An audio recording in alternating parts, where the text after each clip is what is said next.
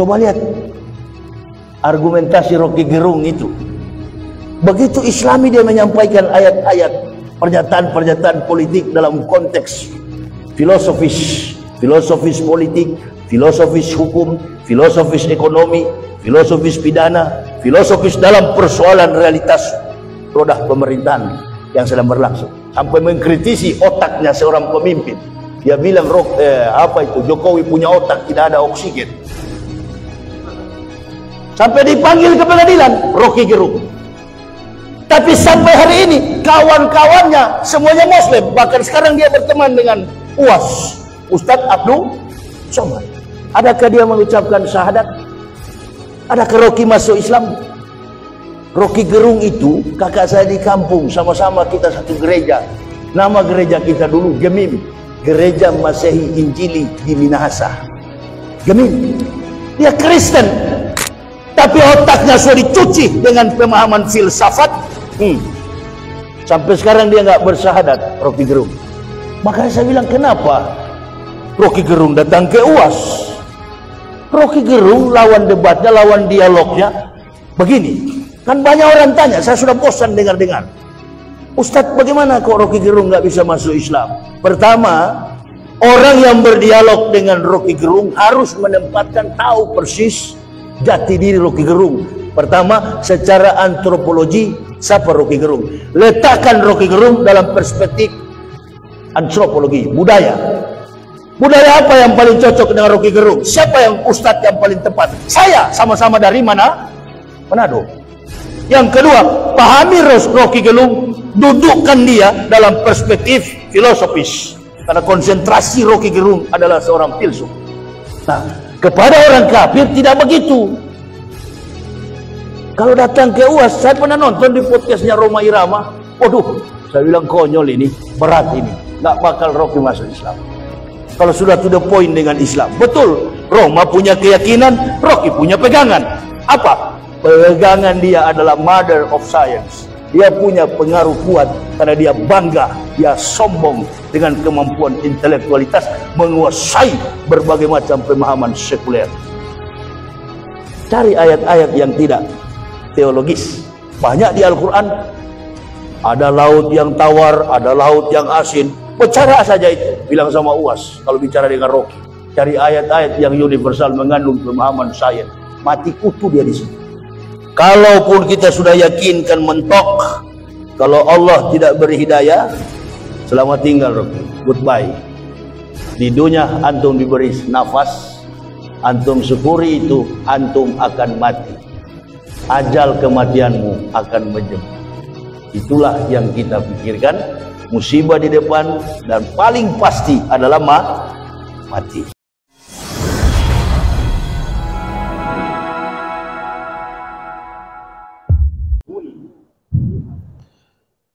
Bismillahirrahmanirrahim. Assalamualaikum warahmatullahi wabarakatuh.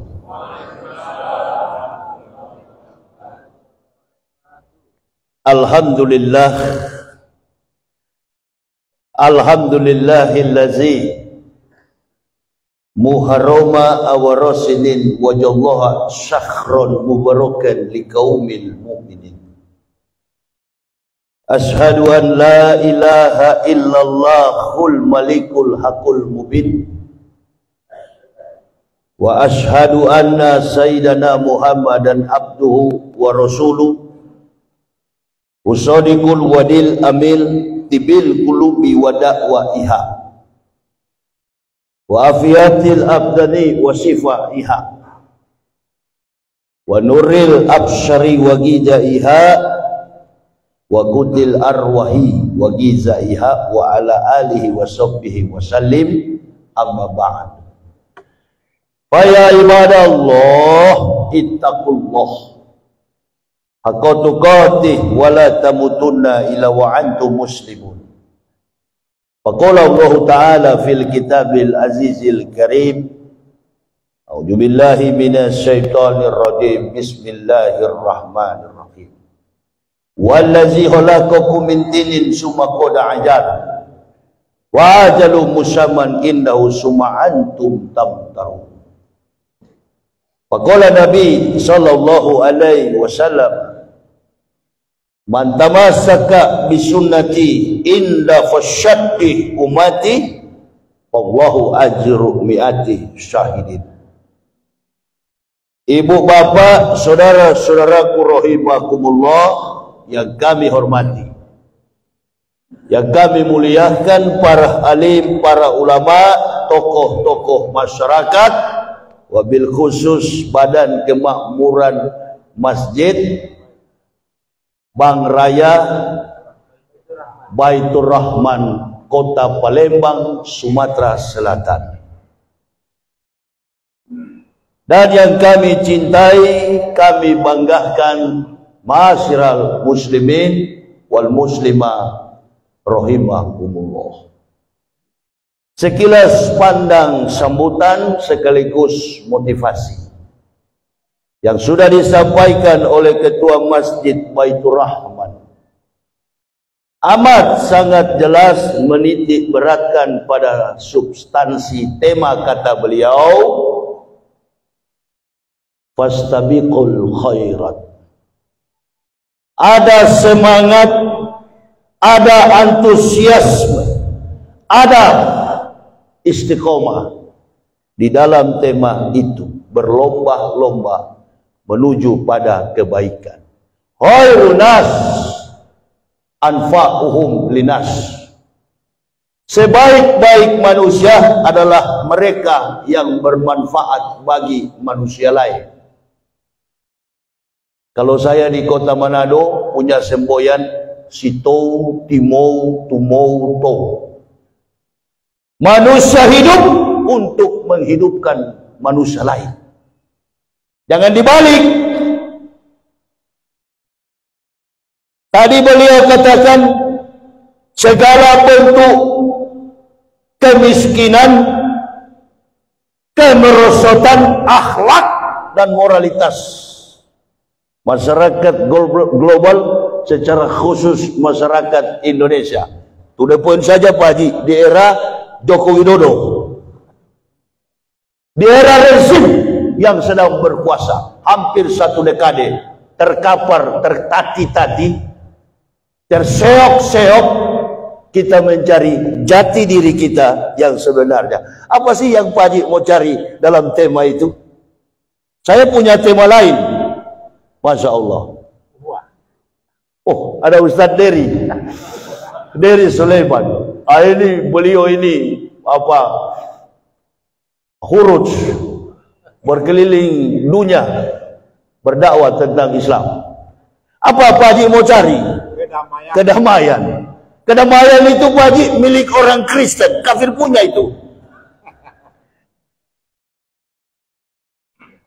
Tema kita ini mendorong saya pribadi. Tadi saya berpikir mau berbicara tentang tingkatan-tingkatan dalam konsekuensi tauhid.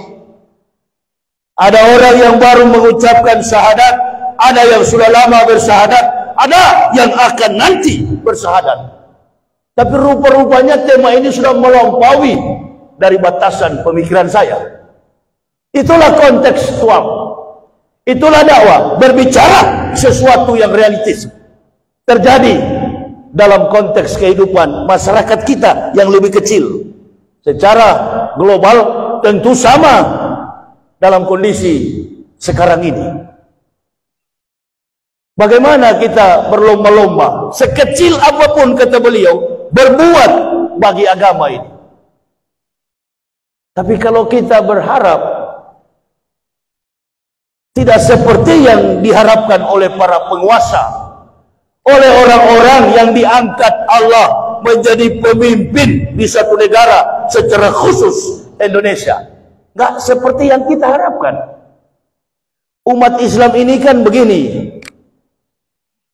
Saya ini orang yang bukan Islam dulunya. Dari background saya, latar belakang saya, orang yang bukan Islam. Allah berikan kami sekeluarga petunjuk, saya konsisten. Sehingga dengan komitmen saya mengucapkan 2 kalimat syahadat, saya malu Tadi kami baru pulang 1 jam 2 jam 13 menit lalu. Saya baru pulang dari jalur 20, daerah yang belum merdeka, daerah di Kecamatan Muara Padang, Desa Purwodadi. Saudara-saudara kita yang tinggal di sana mayoritas suku dari Jawa. Ternyata di tempat yang terpencil begitu banyak sekali orang-orang yang bukan Islam. Gereja mereka, bahkan lahan yang mereka miliki itu 10 hektar lebih, tapi tidak sekala sehebat Panji Gumilang, kira-kira begitu. Ini Panji akan dapat juga nanti. Apa yang saya sampaikan adalah motivasi. Saya katakan, saya masuk Islam bukan saya menyangkal apa yang diajarkan oleh Yesus Hamasya, bukan apa yang diajarkan oleh Isa Al-Masih. Justru kami melakukan semua perintah Al-Masih. Dia sholat, Al-Masih membayar zakat, diutus sebagai Nabi, bukan sebagai Tuhan. Bagaimana mungkin Tuhan utus Tuhan? Makanya Al-Masih itu ada dalam doanya. Dia berdoa dalam versi Kristen, saya bawa dulu. Dia berdoa di Taman Getsemani. Dia meminta kepada Bapaknya. Bapa dalam filosofis teologi Kristen artinya Allah. Baru terbitlah Abinu Sebas Samayem Yitkada Semeka Tabo Malkuteka Yasres Soneka Kaser Gaambaret Etlehem Huken Huken Lalu Hayom. Woi Panji, bukan cuma kamu jago bahasa Ibrani. Antum ungkap soal Yahudi, saya sampai ke tempat Isa. Abinu Sebas Samayem, Bapak kami yang di sorga. Ini orang Kristen punya doa.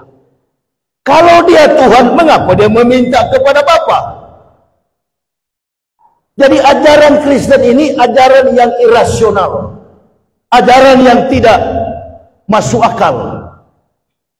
Kalau agama model begini pasti ditinggalkan umatnya. Jadi jangan salahkan kalau kami tinggalkan agama Kristen. Orang Kristen nggak boleh marah. Ini konsisten. Kami diberi akal oleh Allah. Makanya Allah katakan inna syarrad dawabi indallahi allazina kafaru fahum la yu'minun. Sesungguhnya kata Allah, yang paling buruk, makhluk yang paling buruk di sisi Allah adalah orang-orang kafir. Kenapa? Fahum la yu'minun, karena tidak mau beriman. Jadi keburukan manusia lebih daripada binatang.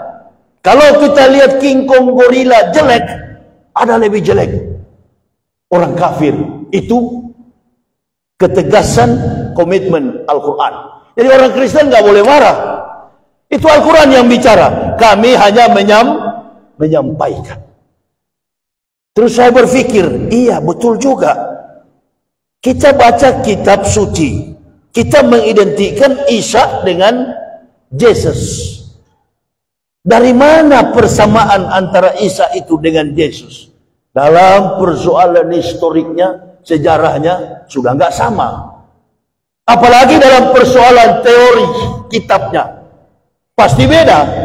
Mengidentikan Nabi dengan kitabnya adalah studi antropologi linguistik, bahasa dan budaya di mana Nabi itu hidup dan beriman dalam syariat agamanya. Nabi Muhammad datang membawa Islam. Al-Quran yang dibawa oleh Rasulullah berbahasa Arab, karena Nabi Muhammad berkewarganegaraan Arab. Nabi Isa berkewarganegaraan apa? Apa Isa lahir sudah ada pemerintahan? Ada.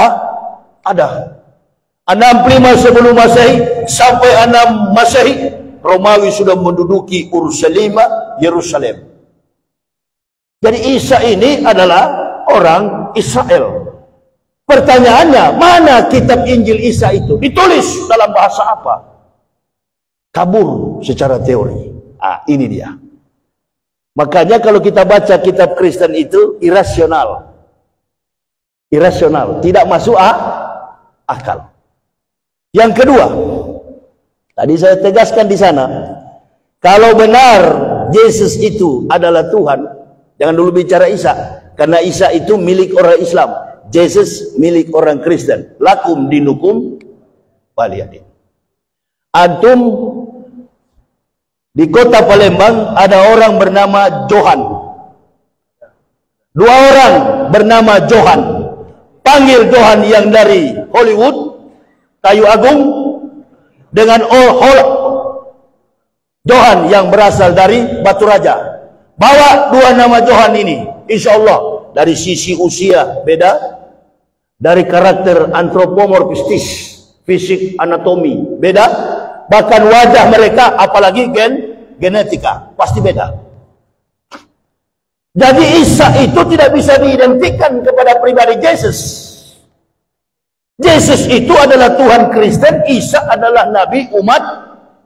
Coba orang Kristen jangan menghubung-hubungkan Isa dengan Yesus, insya Allah kami tidak akan menyerang agama Kristen. Berarti itu menodai agama. Tapi selagi hai orang kafir, engkau menggunakan dan mengatakan Isa adalah Yesus, Yesus adalah Isa, saya akan berdiri untuk membela agama yang menyelamatkan kami sekeluarga. Allahu Akbar. Bela itu. Makanya saya tanya kepada jemaat tadi di sana, apa nama kitab suci Kristen? Mereka bilang Injil. Siapa yang ajar? Oh, memang sudah begitu. Departemen agama juga begitu. Kalau kita dikasih soal waktu sekolah, multiple choice, pilihan ganda, agama Kristen A, Taurat, B, Injil, C, Quran, D, Zabur. Jawaban kita akan benar kalau kita jawab Injil. Dikasih pertanyaan, kitab suci orang Islam A, Zabur, B, Su'ub, C, Taurat, D, Quran. Jawaban kita benar ketika menjawab Quran. Pertanyaannya, kalau kitab suci Kristen itu Injil,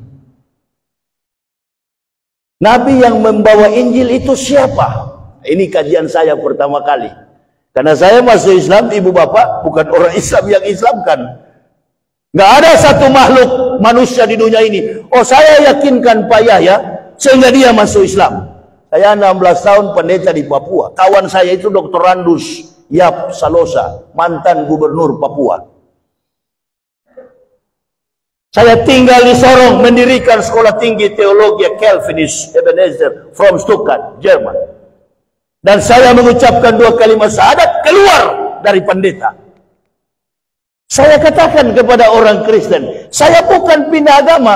Kami sekeluarga kembali kepada fitrah. Karena apa yang diajarkan Isa Al-Masih, apa yang diajarkan oleh Yesus Hamasyah, bukan Yesus. Jangan diganggu, itu Tuhan orang lain. Ini. Makanya saya waktu dipenjarakan, saya mengatakan kitab Kristen palsu, saya bela Ustadz Abdul Somad, Roh Kudus, saya bilang Roh Kudus, ditangkap saya. Kitab Kristen Matius, Markus, Lukas, Yohanes, saya robah. Matius, Markus, Stefanus, Stetanus, Seperitus, Captikus. Ditangkap saya. Begitu ditangkap, saya jelaskan di pengadilan, di depan hakim yang mulia. Kebetulan hakim yang sidangkan saya, yang mulia, sidangkan Sambo juga. Wahyu Imam Santoso. Saya jelaskan kepada beliau. Apakah betul terdakwa mengatakan kitab Kristen itu palsu? Ya betul yang mulia, karena ada videonya. Apakah betul terdakwa mengatakan Roh Kudus Kristen itu Roh Kudus? Betul yang mulia.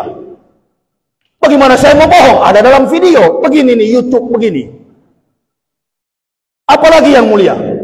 Apa benar kitab suci Kristen Anda terdakwa merubah? Matius, Markus, Lukas, Yohanes, Anda robah Stefanus, Seperitus, Captikus, sampai dihadirkan ahli kulit. Roh Kudus, Roh Kudis. Kudis adalah penyakit kulit yang berbahaya, menular. Allahu Akbar. Waktu dibacakan tuntutan ini saya cuma ketidur saja. Ditanya, apa betul Anda mengatakan kitab Kristen itu palsu? Betul yang mulia, karena tidak ada aslinya. Karena tidak ada aslinya. Antum tanya sama orang Kristen kalau ada aslinya. Dalam teologi Kristen, orang jadi pendeta menempuh pendidikan satuan kredit semester 160 SKS MKDU, mata pengembangan kepribadian, mata keahlian MKK, kuliah keahlian. Jadi ketika dia menanjak pada persoalan dogmatika atau doktrin Kristen, dia harus belajar tentang ilmu Kristolog. Dia harus belajar tentang ilmu gereja, apa ya, lupa saya. Liturgika, kemudian syarat-syarat upacara Kristen yang disebut dengan dogmatika, sampai kepada pembaptisan dan juga diganti dengan syarat sunat. Jadi sunat diganti dengan baptisan. Sementara Yesus sendiri di dalam kitab Kristen disunat. Ini dia. Waktu dituntut, apa Anda mengatakan Yesus disunat? Memang bukan saya mengatakan, kitab Kristen. Dibuka lagi Bible itu. Dicari tahu. Lukas pasal 2 ayat 21, pada hari yang ke-8 anak itu dilahirkan, disunat, diberi nama Yesus. Bagaimana yang mulia? Dibaptis atau disunat? Iya, di sini disunat. Nah, itu dia. Nah, hapus sudah tidak bisa hapus. Tidak bisa dihapus. Jadi Isa sunat, saya sunat. Saya masuk Islam, saya sunat. Dibersihkan lahir dan batin, bersih dulu, baru mengucapkan la ilaha illallah. Menjadi warga, menjadi saudara Muslim. Konsisten mempelajari bagian demi bagian dari Bible, Old and New Testament, perjanjian lama dan perjanjian baru. Saya tinggalkan itu karena itu bukan Injil. Qala ini Abdullah atani al-kitab wa ja'alani nabiyah wa ja'alani mubarakan aina ma kuntu awsani bi sholati wa zakati madumtu hayya. Isa yang mengatakan begitu. Saya mau cari tahu dulu, apa Isa betul-betul masuk Islam ini sama dengan ajaran yang diajarkan oleh para nabi dan nenek moyang nabi-nabi dari Tuhan mereka? Apakah Isa sama dengan ajaran Muhammad? Apakah Ibrahim sama dengan ajaran Muhammad? Apakah Daud, Sulaiman dan lain sebagainya sama dengan ajaran Muhammad? Saya periksa, cross check. Lain bandingkan antara dua kitab, Bible and Quran. Rupa-rupanya apa yang diajarkan Al-Masih sama dengan apa yang diajarkan Nabi kita Muhammad Sallallahu Alaihi Wasallam. Saya bertanya lagi, apakah pernah Isa menyinggung tentang kedatangan Rasulullah sebagai Nabi yang terakhir setelah beliau? Artinya 576 tahun setelah Al-Masih, apakah ada Nabi yang datang sama syariat agamanya dengan Nabi-Nabi sebelum beliau? Cari lagi dalam kitab, saya buka lagi, dapat mimba dismuhu Ahmad, perkataan langsung dari Nabi Isa, diabadikan, tertulis dengan tegas dalam Holy Quran. As-Saff ayat yang ke-6. Isa yang mengatakan, Isa sholat, Isa disunat, Isa membayar zakat.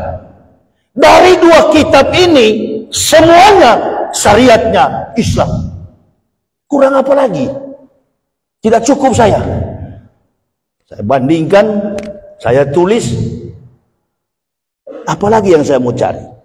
Hubungan pertalian nasab dan pengakuan syahadat dari Ibrahim, karena Ibrahim di Kristen dikenal sebagai bapak orang beriman, sama di Islam juga dikenal Abu Anbiya, bapak dari segala nabi. Sayyidul Anbiya adalah Rasulullah Sallallahu Alaihi Wasallam. Allahumma salli wa sallim wa barik alaihi. Saya mau cari tahu, saya buka lagi di Al-Quran, dapat. Qul amanu billah wa ma unsila ila Ibrahim wa Ismaila wa Ishaq wa Yakub wal asbati wa ma utiya Musa wa Isa wa ma utiya nabiyun min rabbihim la nufariqu baina ahadin minhum wa nahnu lahu muslimun. Katakanlah kami beriman kepada Allah dan apa yang diturunkan Allah kepada Ibrahim, wa Ismailah dan kepada Ismail, wa Ishaq dan kepada Ishak, wa Yakub. Sistematis, kontekstualis, teologis, dan rasional. Agama yang masuk akal. Sistematik, kontekstualik, sampai kepada teologis dan rasional. Makna teologi itu dibagi dari dua kata, theos and logos.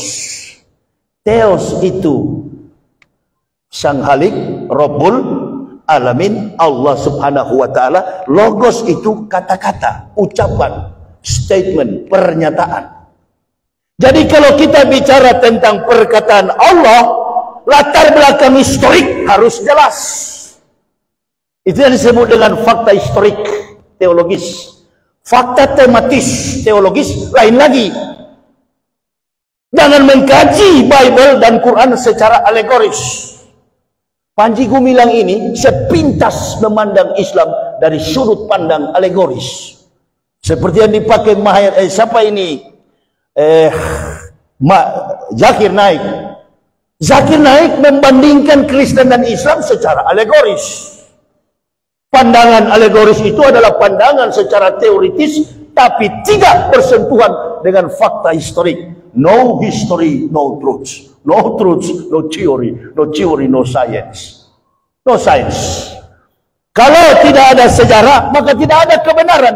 Kalau tidak ada kebenaran, tidak ada teori. Kalau tidak ada teori, pasti mustahil ada ilmu pengetahuan. Saya mau tanya, saya buktikan apa yang saya ucapkan. Ibu bapak tahu Nabi Muhammad Nabi? Apakah nenek kita atau oma kita, datuk kita dari Sumatera Selatan pergi ke Mekah bertemu dengan Nabi Muhammad? Bisa begitu atau tidak? Dari fakta historiknya tidak masuk akal. Karena tidak mungkin abad ke-5 kita sudah hidup, nenek kita, neneknya nenek kita, neneknya nenek kita lagi bertemu. Tidak mungkin. Wilayah Asia, wilayah Afrika, wilayah Eropa dan Amerika mengenal agama ketika datangnya 70 sarjana Yahudi. Agama yang pertama kali dikomandokan itu adalah agamanya Ibrahim dengan menggunakan rumus Aramik, bahasa Arab.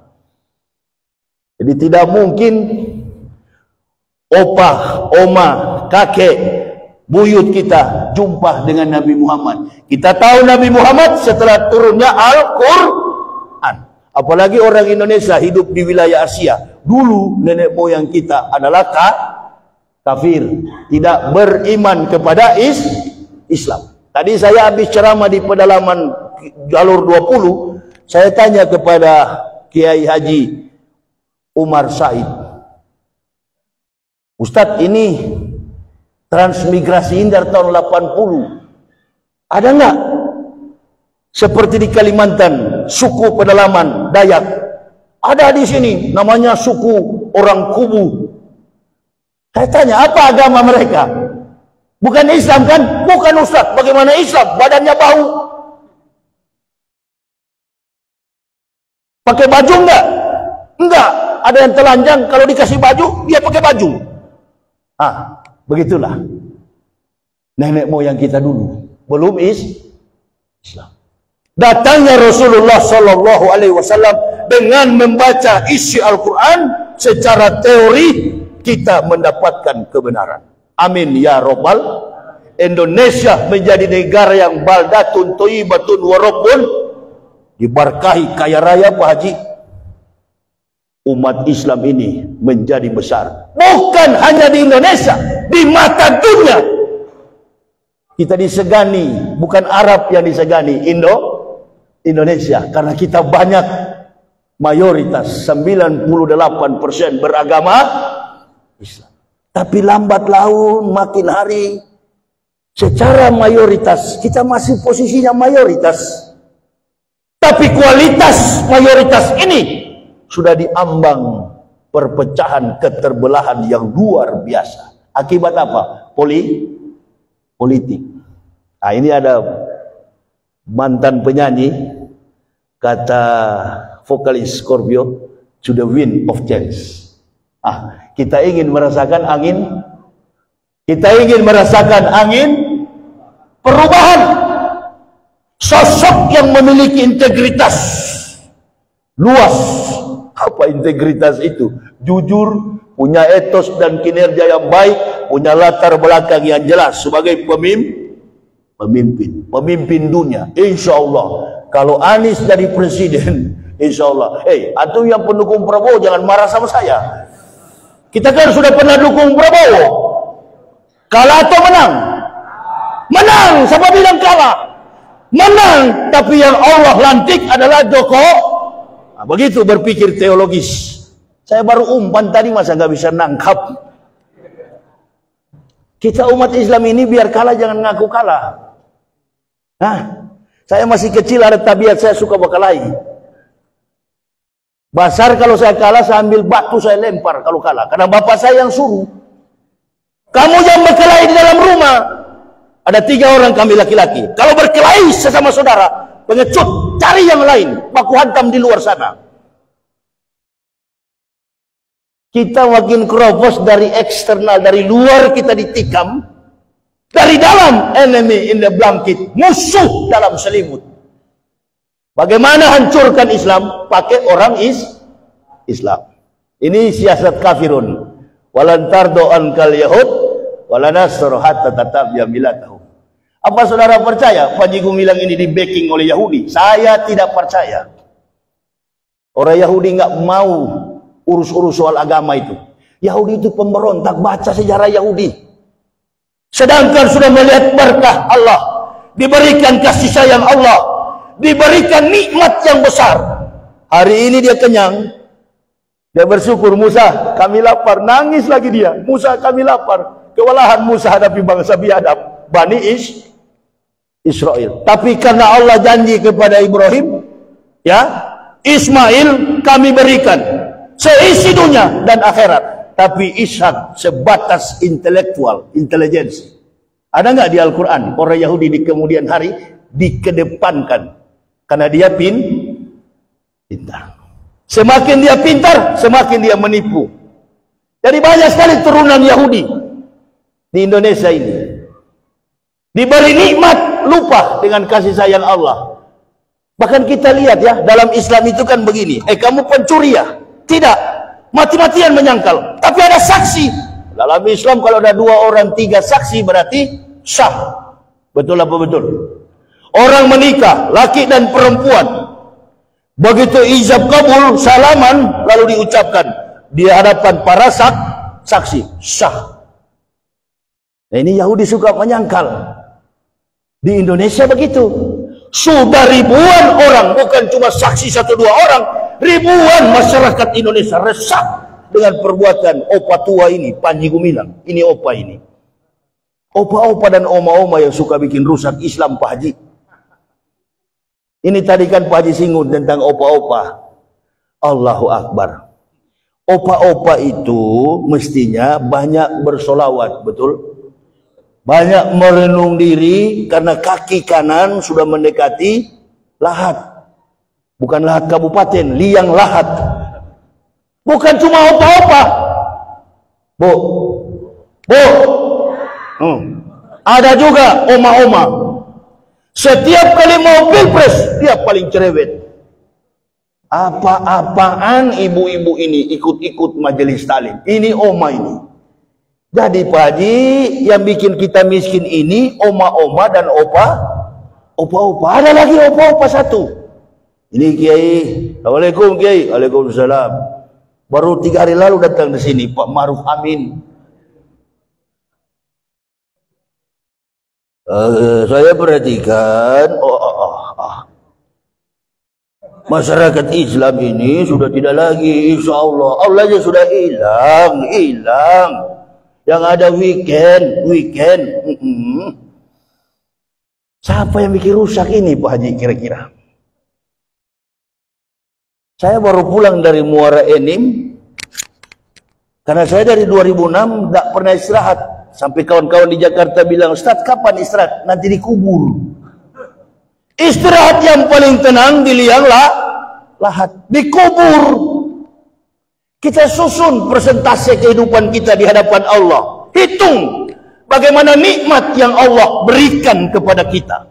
Wallazi khalaqakum min tinin summa qada ajal kematianmu. Allah katakan wallazi khalaqakum min tinin summa qada ajal wa ajalum musamman indahu summa antum tamtaru. Antum akan pulang kembali ke sana. Antum akan kembali. Apa yang perlu kita lakukan? Adil. Berbuat tapi adil. Adil dalam kehidupan diri sendiri, dalam konteks kehidupan rumah tangga, bermasyarakat, berbangsa dan bernegara. Tapi masyarakat melihat pemimpin. Dalam rumah tangga, anak akan jadi setia, akan jadi soleh, soleha kalau keluarganya contoh dan panutan ibu bapaknya menjadi pendorong semangat untuk perubahan. Bagaimana caranya? Dia akan melihat karakter bapaknya, dia akan melihat karakter ibunya. Ku anfusakum wa ahlikum naro. Makanya saya masuk Islam nggak mau masuk sendiri. Saya panggil bini anak, mari satu keluarga kita masuk Islam. Jangan saya sendiri. Orang Manado itu susah Pak, Ibu Bapak. Kita bukan orang Batak. Orang Batak masuk Islam itu, saya sering ceramah nih. Ini lagi besok saya berangkat ke Medan tanggal 27 Juli ini. Orang Batak itu mayoritas 75% Muslim. Mereka bermarga. Lubis Kristen ada, Lubis Islam ada, Nasution Kristen ada, Nasution Islam ada. Mayoritas suku Batak Sumatera Utara adalah Muslim. 75% orang Islam bermarga. Jadi kita selama ini mengidentikan Kristen dengan Batak salah. Yang betul-betul kental sampai bahasa agamanya Holland spreken itu adalah Manado. Coba lihat argumentasi Rocky Gerung itu. Begitu Islami dia menyampaikan ayat-ayat, pernyataan-pernyataan politik dalam konteks filosofis politik, filosofis hukum, filosofis ekonomi, filosofis pidana, filosofis dalam persoalan realitas roda pemerintahan yang sedang berlangsung. Sampai mengkritisi otaknya seorang pemimpin. Dia bilang Jokowi punya otak, tidak ada oksigen. Sampai dipanggil ke pengadilan Rocky Gerung. Tapi sampai hari ini kawan-kawannya semuanya Muslim. Bahkan sekarang dia berteman dengan UAS, Ustadz Abdul Somad. Adakah dia mengucapkan syahadat? Adakah Rocky masuk Islam? Rocky Gerung itu kakak saya di kampung, sama-sama kita satu gereja. Nama gereja kita dulu Gemim, Gereja Masehi Injili di Minahasa. Gemim. Dia Kristen, tapi otaknya sudah dicuci dengan pemahaman filsafat. Sampai sekarang dia nggak bersyahadat, Rocky Gerung. Tapi nggak apa-apa, saya bilang sendiri, nggak usah dia masuk Islam. Kalau kita bandingkan, siapa Rocky Gerung yang berguna dengan kita orang Islam? Jangan kita ilmunya ketek, kita ilmunya hanya di ujung kuku. Ada yang berilmu sampai pakai imamah tiap hari, sampai pakai, Allah, astagfirullah. Kalau menyebut nama itu Pak Haji, cepat-cepat istighfar Pak Haji. Jangan terjangkit nih penyakit ini. Ini dia. Pakai imamah. Panji Gumilang sudah dituntut, bahkan polisi sudah menaikkan ke penyidikan. Allahu Akbar. Dia masih bela. Takabur betul-betul. Ini yang paling bahaya. Musuh dalam selimut. Dan orang kafir suka yang begini. Orang kafir suka. Saya nonton Ustadz Dery Sulaiman berdebat dengan siapa yang dari FPI ini 212 mengenai siapa Ustaz? Coldplay yang mau Coldplay yang mau datang konser. Begini, kenapa kita? Saya tambahkan aja Ustaz sedikit, kalau salah kritisi nanti habis ceramah. Begini, kenapa kemarin Prabowo, saya kembali lagi ya, kenapa kemarin Prabowo menang tapi Jokowi yang dilantik? Saya cuma mengutip satu buku dalam kitab Durratun Nasin, saya pernah baca. Ada seorang sufi berkata, kebatilan yang terorganisir mampu mengalahkan kebenaran yang tidak terorganisir. Artinya begini, untuk pencalonan kali ini, saya pribadi tadinya dukung Prabowo, sekarang saya dukung Anies Baswedan. Ibu yang pakai merah sana, biarpun dukung Ganjar, jangan marah sama saya. Jangan marah ya. Jadi begini, apa yang disampaikan Ustadz Dery itu salah satu siasat. Biar saja. Kita kan sudah tahu lawan kita dulu siapa dan bagaimana taktik dan strateginya. Sama dengan saya. Waktu ditangkap polisi, dipenjarakan, saya tolak semua pengacara. Bahkan Egy Sujana datang ke rumah. Ustadz, saya tersinggung. Ustadz tolak. Kawan, saya tidak pernah bermasalah secara pribadi dengan rezim Jokowi maupun Ma'ruf Amin. Saya kritisi mereka dengan keras, bukan kezoliman, bukan etos dan kinerja pemerintah, tapi yang saya kritisi adalah kezoliman Indonesia ini sudah terlalu tinggi, luas, lebar, dan dalam. Tadi kata Pak Haji, kemiskinan pun diseret bertambah di Indonesia di tengah rezim yang berlaku sekarang ini. Jadi biarkan saja, betul itu. Mau khotbah yang datang iblis pakai sayap 7, biar saja. Siapa tahu ini pancingan. Karena kita kan sekarang lagi cooling down, kita lagi pasang kuda-kuda semua, bermain bersembunyi di bawah tanah, seperti cara Yahudi, clandestine, pukulannya di bawah tanah. Sekali kita kandas sekali ini, jadi ampas semua kita.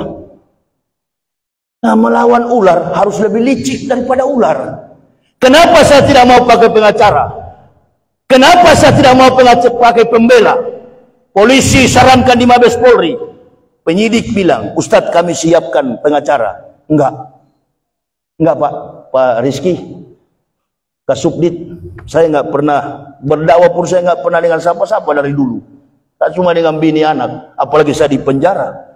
Saya di penjara ini Pak, Allah yang tempatkan saya masuk penjara. Karena kamu tidak dikatakan beriman kecuali akan Allah uji. Saya kan keras berdakwah, resiko sebagai pendakwah. Bapak mau tahu, sebelum bapak saya meninggal dunia, dia sudah bilang, kalau kamu tidak merubah cara dakwamu, satu waktu kamu masuk penjara. Jadi ini kata-kata bapak saya sudah tahu Pak, tanpa bapak nasihati. Jadi Ustadz nggak mau pakai pengacara? Enggak. Jadi Ustadz hadapi sendiri. Nanti kan mereka yang akan keroyok saya, biar saya hadapi. Kawan saya Babe Haikal sudah WA ke istri saya, Umi kasih tahu Ustadz, dihukumnya ancamannya 10 tahun lebih. Enggak, 5 bulan bebas, tidak ada pengacara. Alhamdulillah. Setiap kali kuliah subuh saya ceramah. Ada juga Ustadz di dalam penjara, tapi Ustadz ini kan bawa lari uang umroh. Nah, belum Ustadz, bukan menyinggung, memang fakta. Beliau hajar itu 2000 lebih jemaah umroh, habis. Kecil orangnya, kecil sekali, lincahnya minta ampun Ustadz ini. Tapi ketika mau tausiah, kabur semua jamaah, padahal narapidana. Begitu saya masuk, ini dia Ustadz Yahya masuk. Saya katakan kepada jamaah dan narapidana, kawan, Allah yang tempatkan kita semua di sini, Allah yang tahu jalan keluar. Nggak usah pakai siram.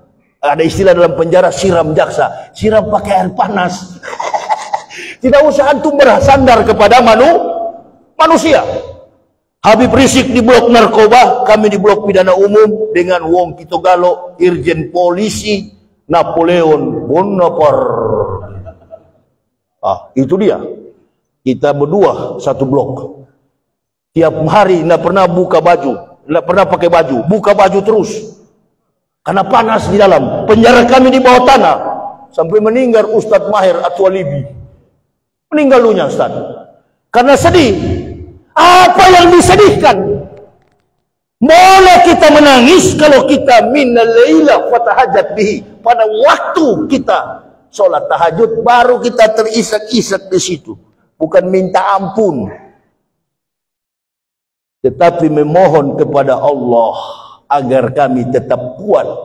Karena kami kan bukan nyolong uang negara. Saya Habib Rizik bukan merampok uang negara, bukan merugikan negara. Bangga kita.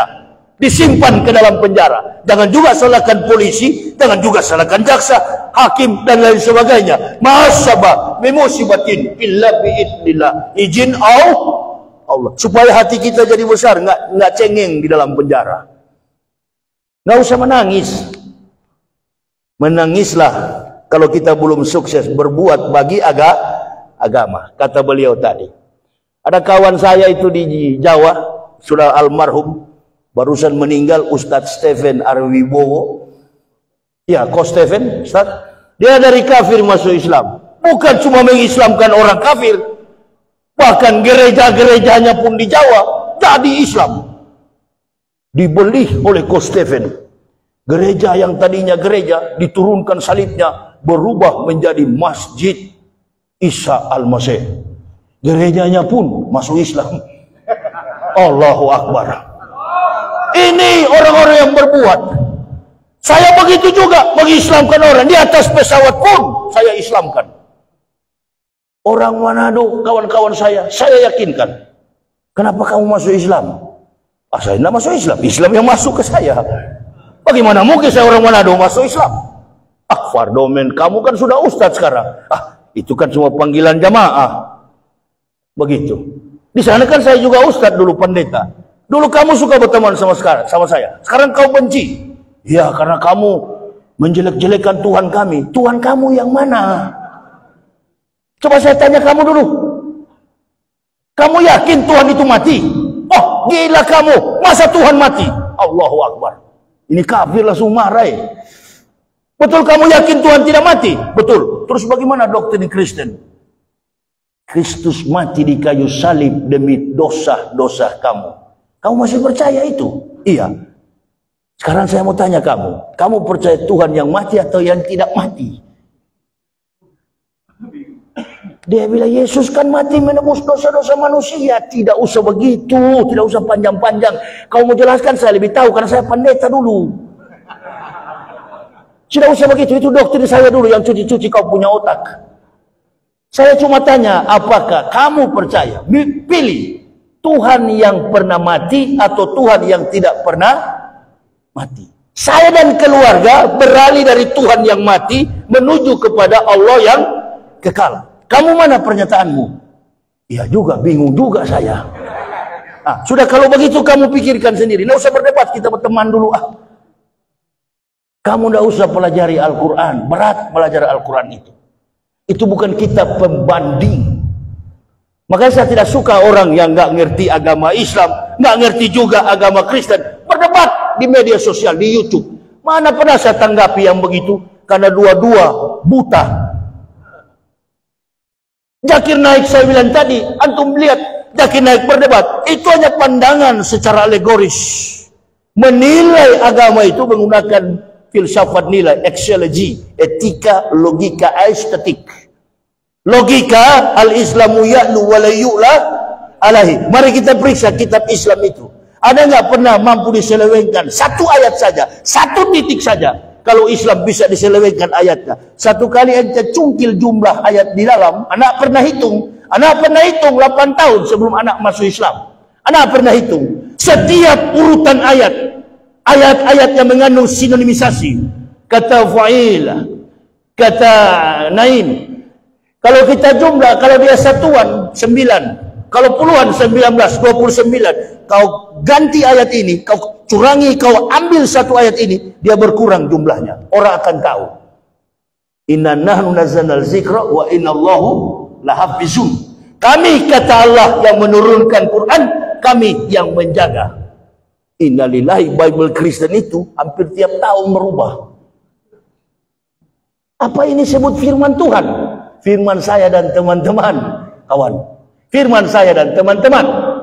Ini saya dipenjarakan dan saya minta maaf kepada orang Kristen karena ada bahasa yang tidak santun saya sampaikan dengan mengingat bangsa kita adalah bangsa yang santun dan beradab. Di mana Ustadz antum minta maaf? Saya katakan Roh Kudus itu yang saya minta maaf. Roh Kudus, karena Kudus itu kan kasar sekali. Salah seorang kiai datang sebagai saksi ahli. Pak Yahya, Anda baru masuk Islam. Betul kiai? Anda Terima nggak kalau Anda menghina orang kafir tanpa alasan dan dia membalas menghina agama kita? Allahu Akbar. Habis sidang saya menangis, saya sadar. Berhenti kata-kata konyol begini. Tapi ketegasan saya tetap pada prinsip akademik.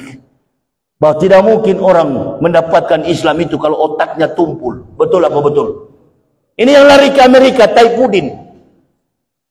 Dia bilang katanya 300 ayat harus dihapus. Bagaimana dia mau hapus? Ibu bapak, saya punya buku Kebenaran Islam menurut mantan pendeta. Jaksa di pengadilan pun saya kasih. Bahkan jaksa penuntut umum, beberapa polisi, saya serahkan buku itu. Inilah bukti otentitas dari kontroversial, irasional Bible, Kristen, Old and New Testament. Perjanjian lama dan perjanjian baru. Antum buka di lembaran akhir. Jangan salahkan saya. Ini fakta teologis. Nah, bagaimana mungkin saya orang yang diberi akal oleh Allah? Amr bin Ka'ab, Abu Hurairah datang kepada Nabi SAW. Ya Rasulullah, man a'lamu nasi, man a'budu nasi, man afdalun nas. Siapa dia orang yang pintar? A'lamu nas, yang cerdas. Siapa orang yang ahli ibadah? A'budu nasi. Siapa manusia yang dianggap mulia? 3 pertanyaan Rasulullah kanter dengan 1 jawaban, al-aqilu, orang yang berakal. Amr bin Ka'ab, Abu Hurairah, labaik ya Rasul, dengar.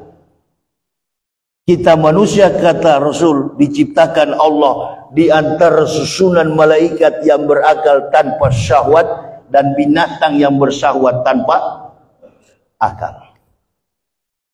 Apabila manusia kehilangan akal karena keburukan sifatnya, maka manusia 1 tingkat lebih daripada binatang.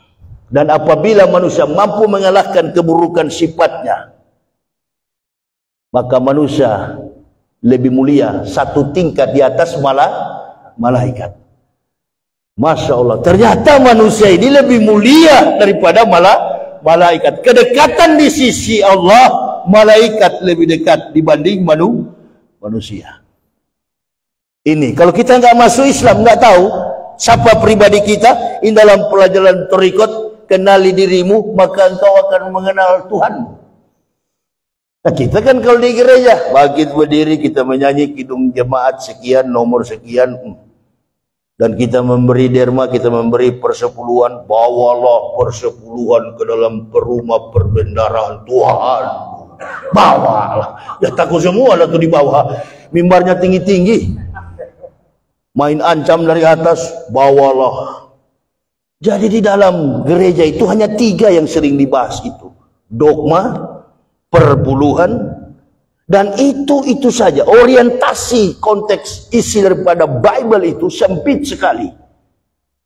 Nah, saya punya pikiran yang luas. Lobus parietal saya ini, insya Allah, sudah 50 lebih umur saya. Tapi masih kuat saya membaca buku. Berarti lobus parietal saya juga besar ukurannya, grimeter saya, lapisan otak besar. Tidak cocok belajar kitab yang dangkal begitu. Amin ya Rabbal. Jangan marah kafir. Nanti antum tersinggung, lapor lagi. Kalau kalah debat jangan pakai lapor. Ada yang mau nantang dari saya, dari Medan, dari mana-mana. Aduh. Nggak usahlah antum belajar bahasa Ibrani, nggak usah belajar bahasa Yunani, nggak usah belajar bahasa asing. Belajar dulu bahasa di kampungmu belum genap. Apalagi mau tantang Yahya Waloni, saya ini Masya Allah, dedengkotnya kafir saya ini. Saya keluar ibu bapak.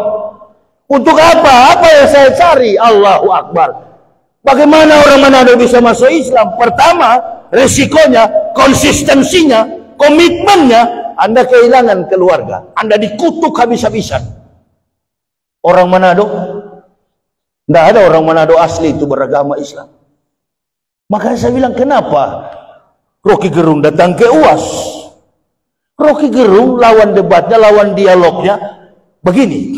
Kan banyak orang tanya, saya sudah bosan dengar-dengar. Ustadz, bagaimana kok Rocky Gerung nggak bisa masuk Islam?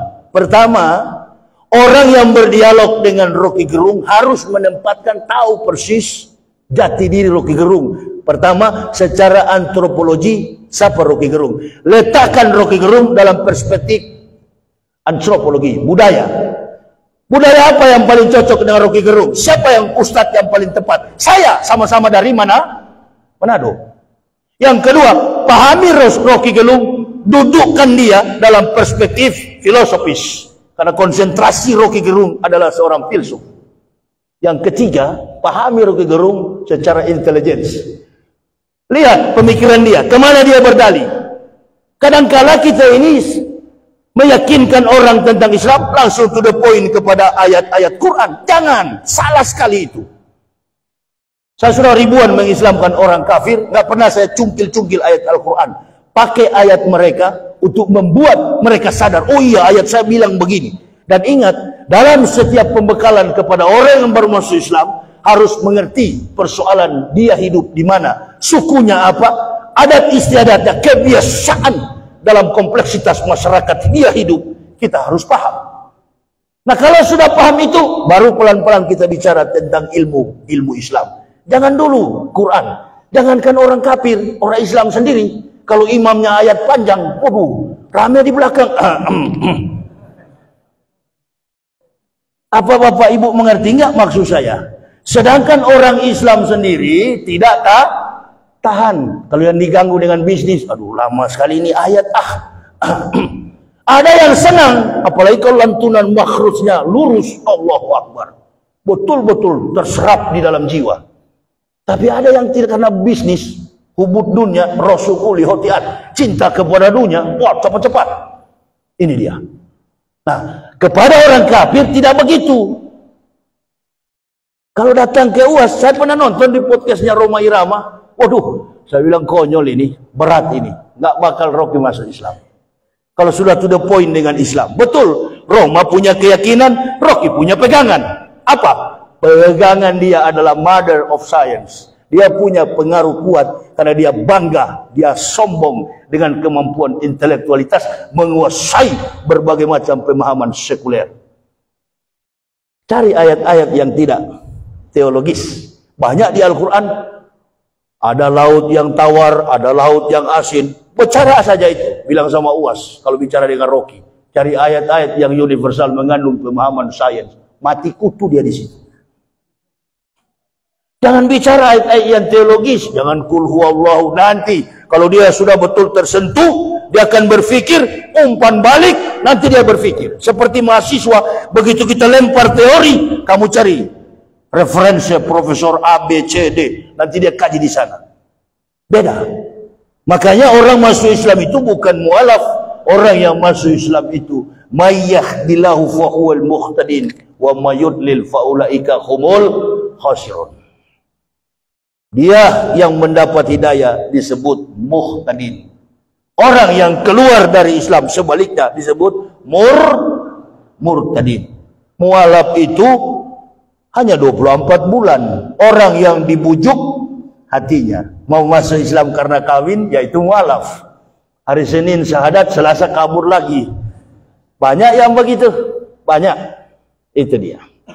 Maka saya bilang kepada istri anak saya, sudah, kita nggak usah tinggi-tinggi belajar ilmu Quran, cukup sholat saja, karena itu perintah paling utama. 3 hal saya bilang sama bini anak saya. Kita masuk Islam 3 yang kita kuasai. Ini anak saya ada ikut dari pesantren Al-Muhajirin, dia hafizah, perempuan. Dari kecil dia ikut saya berdakwah, dulu dengan kiai di belakang, Kiai Yusuf, kami bikin majelis talim di Palembang ini. Anak saya itu baru umur 2 tahun, sekarang dia kelas 2 sanawiyah, Kiai. Dia itu hafiz Quran. Kadang-kala kitab yang dia bawa dari pesantren saya tidak bisa baca, kitab Sorogan. Itu dia. Tapi Panji Gumilang bisa baca. Sedangkan bahasa Yahudi Panji Gumilang jago itu. Saya bilang 3 hal bagi bini anak saya. Pertama, jangan kamu tinggalkan sholat 5 waktu. Abdulul a'malu as-sholatu khams. Amal yang paling utama sholat 5 waktu. Yang kedua, jangan pancuri, jangan mencuri barang orang. Yang ketiga, jadilah dirimu sendiri. Jangan pernah menjadi diri dan pikiran orang lain. Kalau kamu jadi pejabat, betul-betul pejabat. Jangan berhati penjahat. Kalau kamu jadi penjahat yang betul-betul penjahat. Jangan pura-pura jadi penjahat. Ini Pak Haji, kesimpulan konklusi dakwah kita, banyak pejabat berhati penjahat, bahkan penjahat jadi penjahat. Ini yang bikin hancur rezim ini. Ini kan jawabannya yang Pak Haji suka. Fastabikul, bagaimana masyarakat mau baik di atas kasih contoh tidak bagus, papan curi, maling, segala macam, koruptor. Ini dia. Masa kita kalah sama Kiai Sukron Makmun itu? Kiai Sukron Makmun itu sudah tua, Allahu Akbar. Tapi semangat jihadnya, apalagi saat-saat ini, negara kita ini semakin takut dengan rezim yang ada saat ini. Seolah-olah negara ini punya Jokowi, punya Megawati, punya Prabowo, punya Ganjar, punya Anies Baswedan. Tidak. Negara ini berdaulat atas nama rakyat, representasi masyarakat secara universal, Indonesia secara luas, keadilan sosial bagi seluruh rakyat. Inti persoalannya, pincang masalah negara ini karena tidak adil. Qul amara rabbi bil qis wa aqimu wujuhakum inda kulli masjidil wad'uh mukhlisina lahuddin kama ba'da akum ta'ud. Hadapkan wajah dirimu ketika sujud menyembah kepada Allah dengan mengikhlaskan keadilan sosial bagi seluruh rakyat Indonesia. Coba nanti lihat ya, kalau Anies jadi presiden, insya Allah Indonesia ini akan jadi negara maju. Jangan cuma makmur, maju. Jangan usah pakai bahasa politik, makmur, sejahtera, kedamaian, segala macam. Omong kosong semua. Jangan tiru-tiru bahasa politikus itu. Kita ustadz mesti lebih piawai daripada politikus. Dia cuma ambil kata-kata sepotong-sepotong, menjabarkannya dia tidak tahu. Apalagi etos dan kinerjanya. Buta. Dia gunakan bahasa ilmiah, dia sendiri tidak tahu. Itu orang, ibu bapak mau tahu, Rocky Gerung itu hebat di Jakarta. Hah? Ente mau tahu, pergi ke warung kopi Jalan Rodah di Manado. Kelas Rocky ini banyak di sana. Minta kopi cuma setengah gelas. Tapi alhamdulillah saya jadi ustadz satu gelas ini. Mohon maaf ustadz, anak sarap dulu gahwa. Bismillah. Barani tidak ada kopi. Untuk mengukur keikhlasan panitia, rasalah kopi ini. Kalau kopi ini tidak enak, tidak manis, awas. Ini seperti stem nada gitar ini, fals ini Ustadz. Kalau kopinya manis, enak, Allahu Akbar. Ini berarti panitianya ikhlas ini. Amplopnya tebal ini. Insya Allah. Imanuhum fi amplopihim. Kata Habib Rizik, Ustadz amplop. Kalau tidak ada amplop, tipis. Ngambek betul tuh Ustadz. Kemarin subuh saya ceramah di Masjid Taqwa di Muara Enim. Pertama dikasih mic di kuping. Saya bicara di sini, kedengaran di Pakistan. Dikasih lagi mic yang satu pakai apa itu? Isolasi ban itu. Isolasi hitam kuning. Aduh. Saya bicara begini juga, innalillahi. Bicara di sini sampai Filipina suaranya.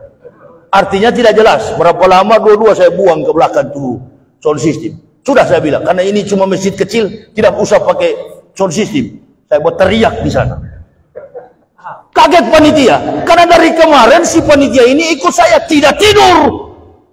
Allahu Akbar.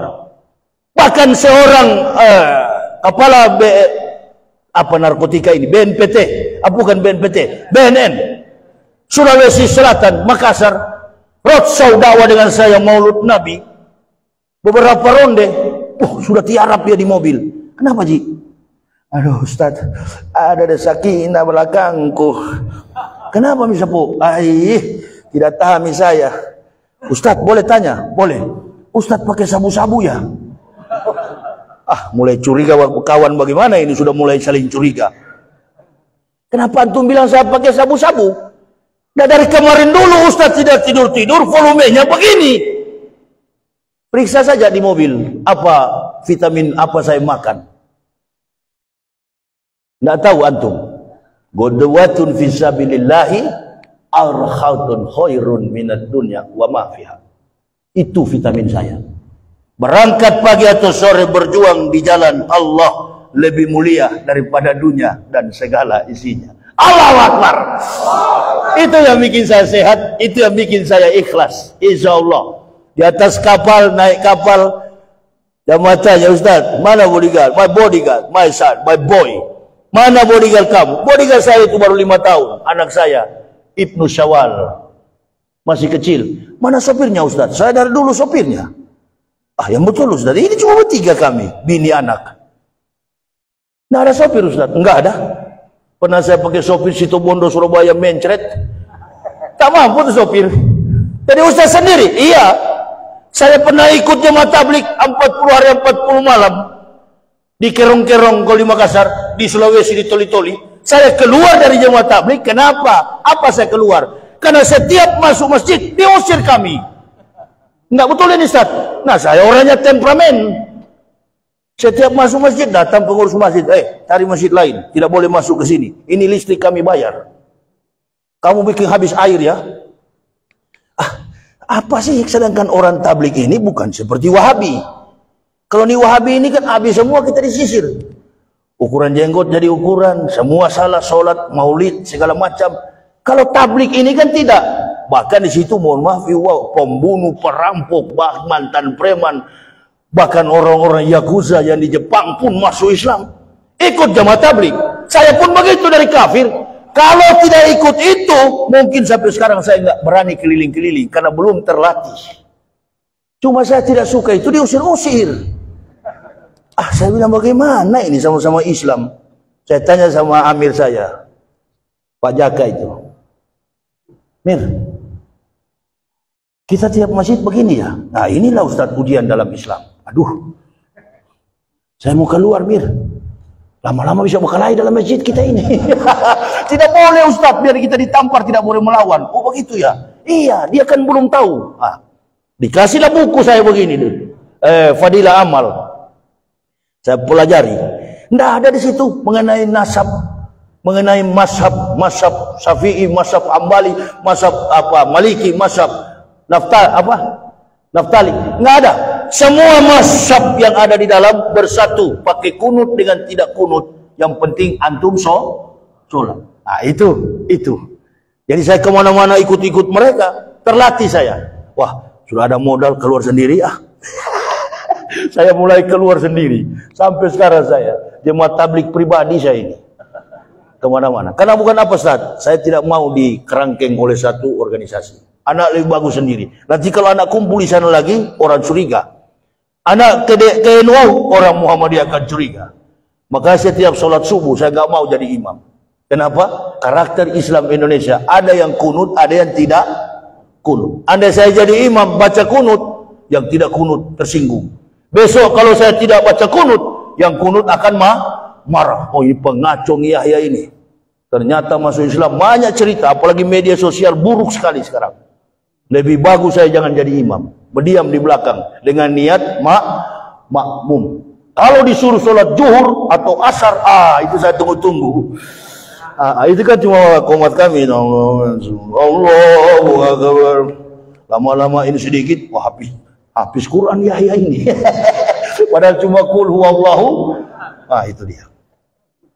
Serahkan kepada imam setempat, ahli membaca Quran, bacaannya bagus, itu yang jadi imam. Anak belepotan karena saya lidahnya dari kafir, tidak cocok memimpin orang Islam sholat. Saya paling tepat jadi imam bagi keluarga saja. Tak usah melampaui batasan etika kita. Betul Ustadz Dery dari bekas penyanyi dulu, kemudian insaf kembali pada taubat dan nasuha. Tapi background beliau memang Islam. Jadi cocoklah kalau jadi imam. Anak jangan. Tidak usah. Masih ada yang lebih hebat. Mari. Jangan menyamakan. Ini ustadz kampung, ini ustadz desa, ini ustadz kondang, ini ustadz internasional. Semua ustadz adalah sama. Dan saya tawaduk betul dalam berdakwah ini. Lebih baik saya sendiri dengan satu tujuan, mempersatukan umat Islam. Biar saja orang kafir tersinggung. Karena tujuan dakwah saya cuma dua. Kafir diislamkan dan mukmin kokoh dalam akidahnya. Mengislamkan orang kafir, mengokohkan iman saudara muslim. Tapi jangan semua masuk Islam. Nanti kalau sudah semua, siapa yang di neraka? Kan begitu. Tidak boleh. Tidak boleh. Termasuk Rocky Gerung. Kalaupun kita sudah yakinkan mentok, kalau Allah tidak beri hidayah, selamat tinggal Rocky. Goodbye. Di dunia antum diberi nafas, antum syukuri itu, antum akan mati. Ajal kematianmu akan menjemput. Itulah yang kita pikirkan. Musibah di depan dan paling pasti adalah mati. Allahumma habib ilaina al-iman wa zalli fi qulubina wa kari ilaina al-kufra wal fusuq wal isyan waj'alna minal rasyidin. Allahumma tawaffana muslimina wal hikna bisolihin ghaira uzzaya wal maqtudin. Allahumma ij'alna mu'min. Allahumma ta'affala qulubina bijikrika wa atmim alaina nikmat wa asbik alaina min fadlik waj'alna min ibadika solihin. Rabbana taqabbal minna innaka antas samiul alim wa tub alaina innaka antat tawwabur rahim. Wassalatu wassalamu ala sayyidil anbiya wal mursalin Muhammadin wa ala alihi wa sahbihi ajmain. Subhana rabbika rabbil izzati amma yasifun, salamun alal mursalin. Alhamdulillahirabbil alamin. Terima kasih Ibu Bapak atas segala perhatiannya. Mohon maaf atas segala kekurangan kami. Usikum wa nafsi bitaqwallah. La ilaha illa huwa 'alallahi falyatawakkalul mu'minun. Assalamualaikum warahmatullahi wabarakatuh.